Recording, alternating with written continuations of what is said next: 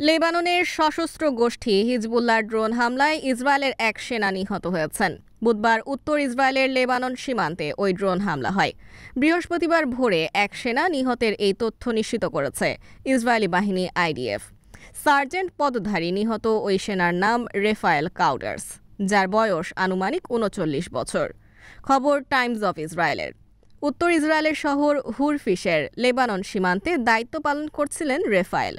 Drone হামলায় গুরুতর আহত অবস্থায় তাকে তাৎক্ষণিক চিকিৎসার জন্য ওই অঞ্চলের একটি হাসপাতালে পাঠানো হয়।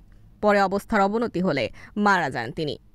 ইসরায়েলি বাহিনী জানিয়েছে, ওই হামলায় এক রিজার্ভ সেনাও গুরুতর আহত হয়েছে।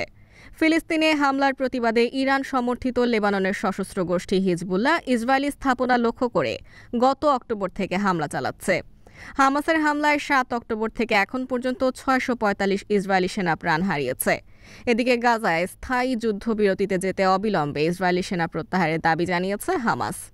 বিশ্বব্যাপী বিভিন্ন পক্ষের যুদ্ধবিরতির আহ্বান উপেক্ষা করে নির্বিচার হামলা চালিয়ে যাচ্ছে ইসরায়েল। গাজায় চলমান সংঘাতের মাঝে লেবানন সীমান্তে হিজবুল্লাহর বিরুদ্ধে সর্বাত্মক লড়াই আরও জোরদার করার কথা জানিয়েছে দেশটির প্রধানমন্ত্রী বেনিয়ামিন নেতানিয়াহু।